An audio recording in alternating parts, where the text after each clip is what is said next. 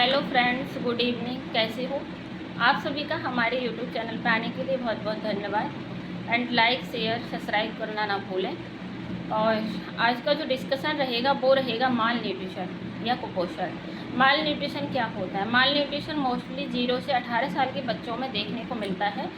और ये किसके कारण होता है, ये सब कुछ कारण या प्रिवेंशन वगैरह इसमें एक एक करके हम देखेंगे, डिस्कशन करेंगे। अब इसका जो डेफिनेशन है, डेफिनेशन माल न्यूट्रिशन का है, malnutrition as the cellular imbalance between the supply of nutrients and energy and the body's demand for them to ensure growth maintenance and specific functions। इसमें ये कह रहा है कि अगर किसी भी बच्चे का न्यूट्रिएंट प्रॉपरली हम नहीं दे रहे हैं, बच्चे को खाने पीने को प्रॉपरली नहीं दे रहे हैं, न्यूट्रिएंट कम हो रहा है, उसकी वजह से एनर्जी बच्चे की कम होगी। और जब एनर्जी कम होगी तो बच्चे के जो बॉडी पार्ट्स हैं वो फंक्शन करना भी कम कर देंगे। उस कंडीशन को हम माल न्यूट्रिशन कहते हैं। एनर्जी भी लॉस हो रही है और न्यूट्रिएंट भी लॉस हो रहा है, इसमें न्यूट्रिएंट भी प्रॉपरली बच्चे को नहीं दिया जा रहा है। अब ये कितने टाइप का होता है माल न्यूट्रिशन? टाइप का मोस्टली अगर कहें तो 2 टाइप का देखने को मिलता है। Malnutrition is divided into 2 main types, under nutritional and nutrition and over nutrition. अगर अंडर न्यूट्रिशन की बात करें तो in under nutrition nutrient are under supply, मतलब जो न्यूट्रिएंट हैं वो हम बच्चे को कम खिला रहे हैं, कम खिलाने की वजह से न्यूट्रिशन हो रहा है। And in over nutrition nutrient are over supply, या फिर जितनी उसकी पेट की कैपेसिटी है उससे ज़्यादा खिला रहे हैं, ज़्यादा खिलाने में भी होगा और कम खिलाने में भी होगा। इसलिए बैलेंस डाइट बना के रखना है बच्चे की, कितना देना चाहिए, एकदम बैलेंस डाइट में, ना तो ज़्यादा देना है ना कम देना है। नेक्स्ट आता है कॉजेज ऑफ माल न्यूट्रिशन। अब इसके क्या क्या कारण हो सकते हैं? कारण बोलें तो प्राइमरी कारण होते हैं एंड सेकेंडरी कारण होते हैं। सेकेंडरी कारण किसी डिजीज़ के कारण होते हैं, कोई भी अगर बीमारी वगैरह है तो उस वजह से हो सकते हैं। और जो प्राइमरी कारण होते हैं वो फैमिली हिस्ट्री की वजह से भी हो सकते हैं।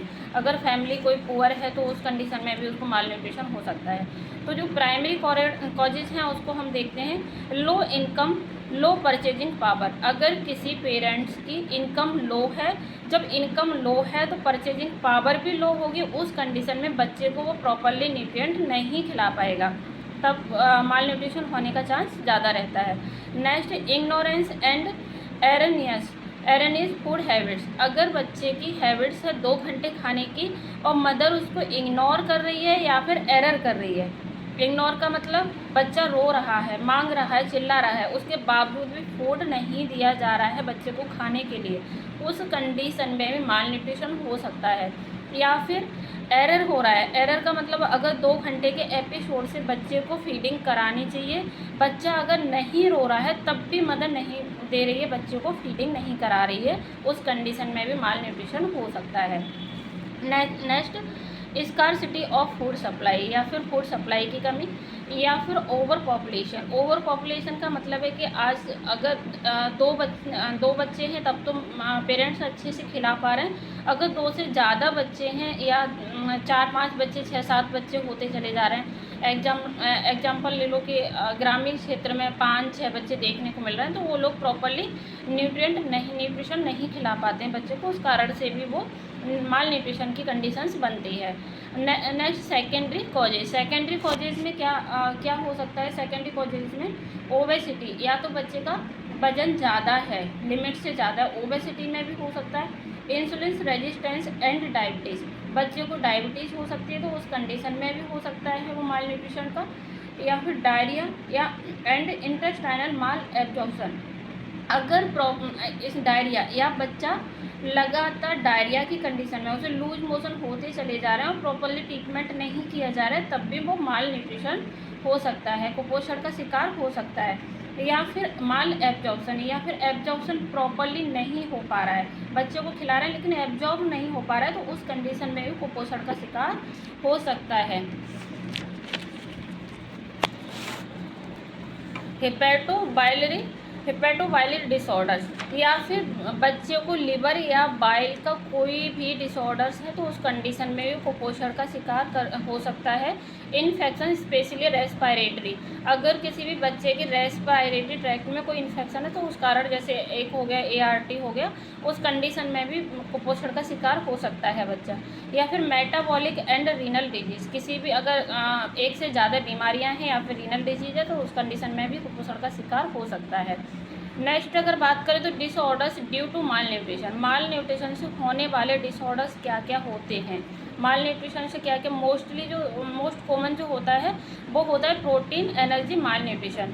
प्रोटीन एनर्जी माल न्यूट्रिशन के अंदर 2 डिसऑर्डर आते हैं, एक आता है क्वासिओल्कस, सेकेंड आता है marasmus. Next under nutrient and vitamins and minerals, ठीक है, इसमें क्या है कि मिनरल्स की वजह से या फिर विटामिन्स की कमी की वजह से भी डिसऑर्डर्स देखने को मिलते हैं। या फिर ओबेसिटी हो गया, ओबेसिटी में तो माल न्यूट्रिशन हो ही रहा था, अभी बताया था। अब इसमें हम पढ़ते हैं क्वासिओल्कर। क्वासिओल्कर किसका टाइप है, ये है प्रोटीन्स एनर्जी माल न्यूट्रिशन। प्रोटीन्स एनर्जी माल न्यूट्रिशन हम क्वासिकर पर डिस्कशन करते हैं। ये कितने से कितने साल के बच्चों में देखने को मिलता है, ये 1 से 3 ईयर्स के चिल्ड्रंस में मोस्टली देखने को मिलता है क्वासिओल्कर। इसमें क्या होता है कि बच्चे का पेट निकल जाता है बाहर की side. Kwashiorkor is a form of severe proteins malnutrition characterised by oedema and enlarge liver with fatty infiltrate. इस ये कह रहा है कि जो क्वासिओल्कर है वो प्रोटीन माल न्यूट्रिशन है। प्रोटीन मतलब इसमें क्या है, प्रोटीन डिक्रीज हो जाता है तो प्रोटीन माल न्यूट्रिशन है, इसमें प्रोटीन की कमी होती है। और करेक्टराइज्ड बाय, इसके जो सिम्टम्स आते हैं वो या तो स्वेलिंग आ जाएगा, इनलार्ज लिवर हो जाएगा, या फैटी इनलार्ज लिवर या फैटी लिवर हो जाएगा। Message it is a caused by sufficient calorie intake but with insufficient proteins consumption.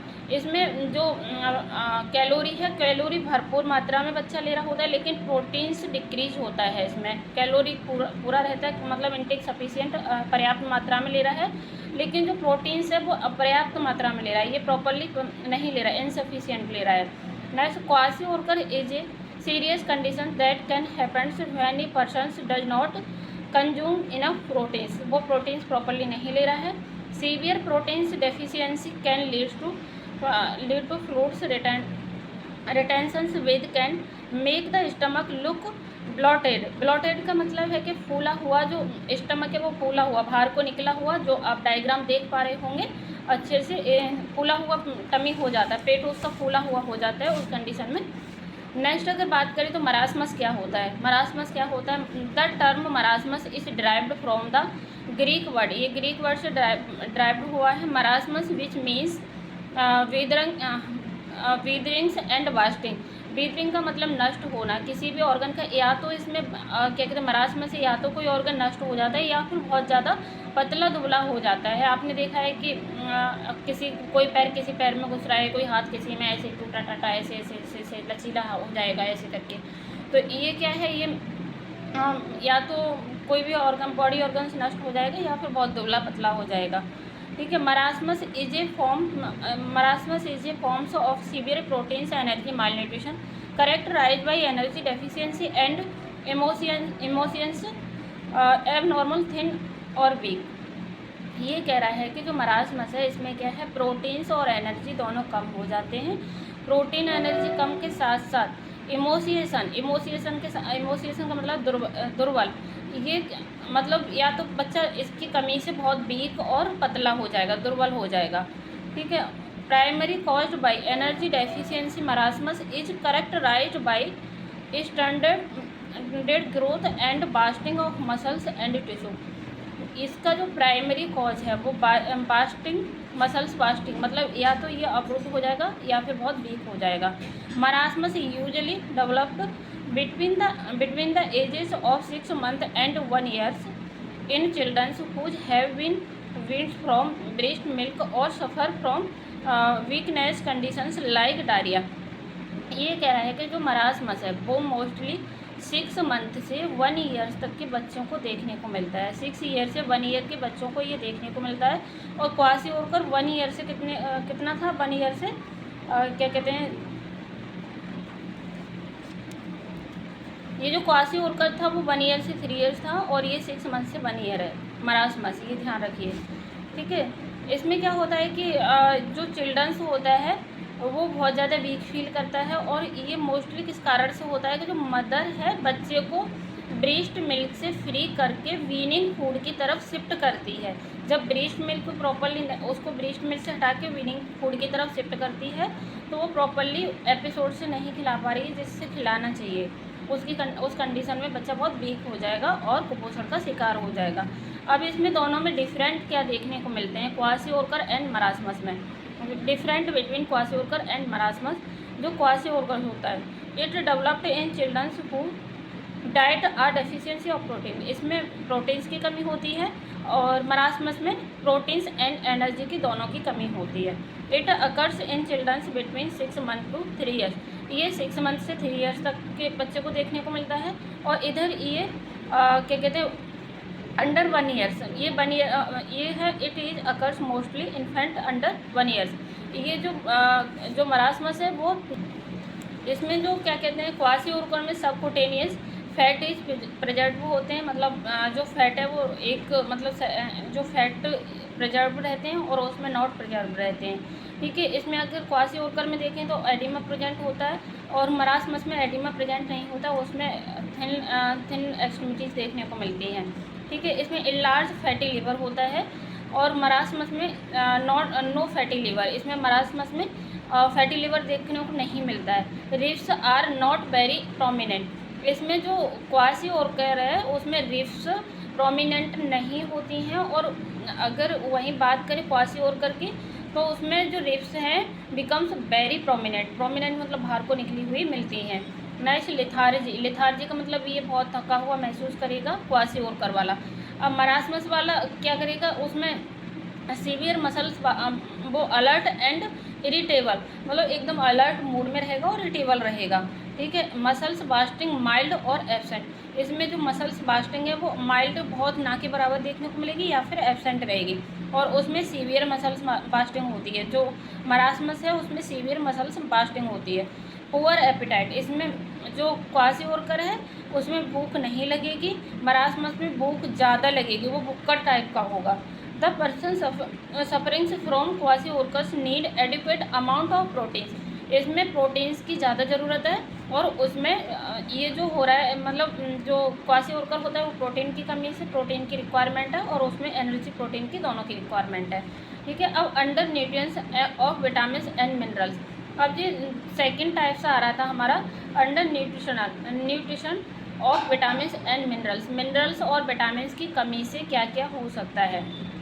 First one देखिए, कैल्शियम की कमी से रिकेट्स हो सकता है, या फिर आयोडीन डेफिशिएंसी गोइटर डिजीज हो सकता है। आयोडीन डेफिशिएंसी वो आयरन डेफिशिएंसी की वजह से वो क्या कहते हैं अनेमिया हो सकता है, या फिर जिंक की वजह से ग्रोथ रिटार्डेशन देखने को मिल सकता है। अब नेक्स्ट अगर अंडर न्यूट्रिशन ऑफ विटामिन की वजह से क्या क्या थायमिन की वजह से वेरी देखने को मिलता है, जो मोस्टली विटामिन B1 की वजह से देखने को मिलता है। नियासिन की वजह से पेलेग्रा देखने को मिलता है, या फिर विटामिन C की अगर किसी बच्चे में कमी हो जाए तो इसकर भी देखने को मिलता है, या फिर विटामिन D की कमी हो जाए तो रिकेट्स देखने को मिलता है। ये सब किसके अंदर आ रहे हैं, ये विटामिन और मिनरल्स की कमी से देखने को मिलता है। अब नेक्स्ट बात करेंगे कि इसका ट्रीटमेंट कैसे किया जाएगा। अगर माल न्यूट्रिशन का अगर ट्रीटमेंट पे बात करें तो क्या क्या ट्रीटमेंट कर सकते हैं। इसका ट्रीट प्रिवेंट हाइपोग्लाइसीमिया, अब बच्चे का हाइपोग्लाइसीमिया चेक करना है कि अगर किसी का इंसुलिन लेवल कम तो नहीं हो रहा है, अगर किसी में डायबिटीज़ वगैरह है तो उसको हाइपोग्लाइसीमिया में जाने से प्रिवेंट करेंगे, या फिर प्रिवेंट करेंगे हाइपोथर्मिया, उसका बॉडी टेम्परेचर मेंटेन करेंगे, या फिर डिहाइड्रेशन की कंडीशन नहीं होने देंगे, बच्चे को पानी ज़्यादा से ज़्यादा पिलाएंगे ताकि बच्चा डिहाइड्रेशन में नहीं जा सके। नेक्स्ट क्या कहते हैं करेक्ट इलेक्ट्रोलाइट इम्बैलेंस, अगर बच्चे की बॉडी का जो इलेक्ट्रोलाइट बैलेंस है वो बैलेंस डाइट मतलब इलेक्ट्रोलाइट भरपूर मात्रा में देंगे ताकि इलेक्ट्रोलाइट इम्बैलेंस ना हो पाए। नेक्स्ट ट्रीट प्रिवेंट इन्फेक्शन, अगर किसी भी प्रकार का रेस्पिरेटरी ट्रैक्ट इन्फेक्शन है बच्चे को तो उस इन्फेक्शन से हम ट्रीट करेंगे, ठीक है, उस इन्फेक्शन से ट्रीट करेंगे। Next correct micro nutrient deficiency, अगर किसी भी बच्चे को मतलब न्यूट्रिएंट कम मात्रा में दिया जा रहा है तो उसको प्रॉपर्ली हम न्यूट्रिएंट देंगे, उस मतलब मदर्स को सलाह देंगे कि प्रॉपर्ली न्यूट्रिएंट्स देना है इसको। और इनिशिएट फीडिंग, मतलब जो इनिशियल रिफीडिंग फीडिंग्स को बोलेंगे कि हर 2 घंटे के एपिसोड से बच्चे को फीडिंग कराना है, रोए या ना रोए। अगर रो रहा है बच्चा तब भी कराना है, नहीं रो रहा है तब भी कराना है, हर 2 आवर्ली उसको फीडिंग कराना है। Next facilitate cats up growth, उसको मतलब जो भी है ग्रोथ वगैरह के लिए फैसिलिटेट करेंगे, या फिर provide sensory stimulation and emotional support, बच्चे की मदर्स को स्टिमुलेट करेंगे बच्चे को प्रॉपर्ली खाना देने के लिए, या फिर न्यूट्रिएंट देने के लिए, या फिर उसको इमोशनल सपोर्ट देंगे बच्चे के लिए। मतलब हमको बच्चे की मदर को एजुकेट करना है कि बच्चे के लिए इमोशनली सपोर्ट, या फिर उसे प्रोवाइड क्या कहते हैं facilitate emotional stimulation and emotionally support देना है, साइकोलॉजिकल सपोर्ट इसे कहते हैं। Next, prepare for follow up after recovery, अगर बच्चा आपके पास आ रहा है कि मतलब आपने मदर को एजुकेशन दिया, भेज दिया, न्यूट्रिएंट वो प्रॉपर्ली दे रही है नहीं दे रही है, इसके लिए हमें प्रॉपर्ली उसे फॉलो अप में लेना है, बुला के बच्चे को सब सेंटर या हेल्थ स्वास्थ्य केंद्र पे बुला के उसका वेट वगैरह चेक करेंगे कि कितना कितना इसका। नेक्स्ट हम बात करते हैं प्रिवेंशन क्या क्या कर सकते हैं इसके। प्रिवेंशन ऑफ माल न्यूट्रिशन, ठीक है। अब जो प्रिवेंशन रहते हैं वो 3 टाइप के रहते हैं mostly, primary prevention, secondary prevention and tertiary prevention. अब जो प्राइमरी प्रिवेंशन में हम क्या क्या एजुकेट वगैरह कर सकते हैं, मतलब क्या क्या कर सकते हैं इसमें। प्राइमरी प्रिवेंशन की बात करें तो health education to mothers about good nutrition and food hygiene through lady health workers, जो लेडी हेल्थ वर्कर है उसको समझाना है, एजुकेट करना है बच्चे की मदर को कि प्रॉपर्ली बच्चे को न्यूट्रिएंट देना है, और वो भी एक साफ या हाइजीन के साथ देना है, सफाई के साथ देना है, जिससे कि कोई भी इन्फेक्शन अंदर ना जा पाए बच्चे के, ठीक है। Next, immunization of childrens, properly 0 से 5 साल के बच्चे का शेड्यूल उसके हाथ में देना है कि मतलब बच्चे का टाइम टू टाइम वैक्सीनेशन कराना है, स्वास्थ्य केंद्र पर जाके पूरा चार्ट उसको समझाना है बच्चे की माँ को। Next, growth monitoring on growth chart special of all childrens under 3 years of age, बच्चे का ग्रोथ मॉनिटरिंग के लिए 3 साल तक के बच्चे का पूरा ग्रोथ चार्ट बनाना है, जिसमें क्या क्या चेक कर सकते हैं। अब स्क्रीनिंग किस में आता है, सेकेंडरी प्रिवेंशन में आता है। अब यहाँ बात करेंगे हम सेकेंडरी प्रिवेंशन की, ठीक है। Mass screening of high risk populations using simple tools like weight for age और MUAC क्या होता है, मिड अपर आर्म सर्कमफेरेंस होता है MUAC। अब इसमें बच्चे को टाइम टू टाइम बुलाना है सेंटर पर, हेल्थ स्वास्थ्य केंद्र पर, और बच्चे का वजन हो गया, हाइट हो गया, वेट हो गया, या फिर मिड आर्म सर्कमफेरेंस हो गया, ये सारा कुछ हमको चेक करना है। नेक्स्ट हम बात करें टर्सरी प्रिवेंशन में हम क्या कर सकते हैं। टर्सरी प्रिवेंशन में क्या है, गुड न्यूट्रिशनल केयर के बारे में। अब ये टर्सरी प्रिवेंशन क्या होता है, रिहेबिलिटेशन। तो जब मदर को घर के लिए क्या क्या हमको बताना है, मदर के लिए क्या बताना है, खाने में क्या देना है बच्चे को, या फिर मतलब फीडिंग के बारे में एजुकेट करना है कि good nutrition care, supplement feedings and rehabilitation, counselling of mother को काउंसलिंग करना है, और इन सब के बारे में बताना है। यहाँ पे जितना क्वेश्चन पूछा जाता है, पूछा किसमें, इनक्वास में, ये कंपटीशन नहीं है, ये इनक्वास से रिलेटेड जितना पूछा जा सकता है इतना अगर बता जाएंगे तो आपका सेंटर क्वालिफाइड हो जाएगा, ठीक है। यहाँ पे ख़त्म होता है। अच्छा, एक क्वेश्चन ज़्यादातर पूछा जाता है 4D के बारे में, आपने शायद पता हो 4D क्या होता है। तो 4D कौन से प्रोग्राम के अंतर्गत आता है, ये भी थोड़ा देखते हैं इसी में। 4D जो आता है वो आता है RBSK के अंदर, RBS राष्ट्रीय बाल स्वास्थ्य कार्यक्रम के अंतर्गत 4D साइन चेक करने को देखते हैं, 4D चेक करते हैं। अब 4D का डी का मतलब डिफेक्ट डिजीज, मतलब 4D, फर्स्ट D का मतलब है डिफेक्ट, सेकेंड D का मतलब है डिजीज, थर्ड D का मतलब है डिसऑर्डर्स एंड डेवलपमेंटल डिले। ये सारा कुछ कौन से प्रोग्राम के अंदर आता है, RBSK। अब ये राष्ट्रीय बाल स्वास्थ्य कार्यक्रम क्या होता है, in the context of Indian health care RBS के stand for राष्ट्रीय बाल स्वास्थ्य कार्यक्रम. This programs part of the national health mission focused on the health of children from birth to 18 years. ये कह रहा है कि राष्ट्रीय बाल स्वास्थ्य कार्यक्रम है वो नेशनल हेल्थ मिशन के नेशनल हेल्थ मिशन का एक प्रोग्राम है. उसके अंदर क्या करते हैं कि 0 से लेके 18 साल तक के बच्चों का स्क्रीनिंग करते हैं. अब स्क्रीनिंग में क्या क्या करते हैं, ठीक है. Aimings to identify and address issues like birth defect हो गया, disease deficiency and developmental delayed. इसमें क्या करते हैं कि बच्चे का बर्थ डिफेक्ट चेक करते हैं कि जिस बच्चे का जन्म हुआ है, जन्म के टाइम पे कोई बच्चे में डिफेक्ट तो नहीं है किसी भी प्रकार का. अगर कोई भी डिफेक्ट है तो उसको चेक करना है. दूसरा डिजीज़ का मतलब है कि अगर कोई बच्चा है तो उसमें कोई डिजीज़ अभी प्रेजेंट तो नहीं है. डिफेक्ट मतलब बर्थ में ठीक है लेकिन प्रेजेंट में कोई क्रॉनिक डिजीज़ तो नहीं है. अब नेक्स्ट चेक करते हैं डिसऑर्डर्स एंड डिफिशियंसी. डेफिशिएंसी का मतलब किसी का डेफिशिएंसी, अगर किसी भी मिनरल्स वगैरह या प्रोटीन्स या एनर्जी की कोई डेफिशिएंसी तो नहीं हुई है, कमी तो नहीं हुई है, उसको चेक करते हैं. अब जो 4 नंबर का डी आता है उसका आता है डेवलपमेंटल डिले. डेवलपमेंटल डिले में चेक करते हैं कि बच्चे का हाइट, वेट, एज के अकॉर्डिंग सही चल रहा है. हाइट, वेट हो गया या मतलब मिड आर्म सरकमफेरेंस हो गया, वो सब कुछ उसके अकॉर्डिंग ठीक चल रहा है. ये सब कुछ किसके अंदर चेक किया जाता है, 4D के अंदर चेक किया जाता है, जो किस प्रोग्राम के अंतर्गत आता है, RBS प्रोग्राम के अंतर्गत आता है. ठीक है. एंड द प्रोग्राम से emphasis early identification and intervention to improve childrens overall well being. इसमें आइडेंटिफिकेशन के बाद एक्शन लिया जाता है कि मतलब ओवरऑल मतलब पूरा आइडेंटिफिकेशन करना है. अगर किसी में कोई प्रॉब्लम्स मिलती है तो उसके अगेंस्ट एक्शन लिया जाता है, उसके प्रति एक्शन लिया जाता है कि बच्चे का ये जो हुआ है वो कैसे कैसे ठीक करना है. आज के लिए इतना ही. Thank you. नेक्स्ट टॉपिक के लिए नेक्स्ट क्लास.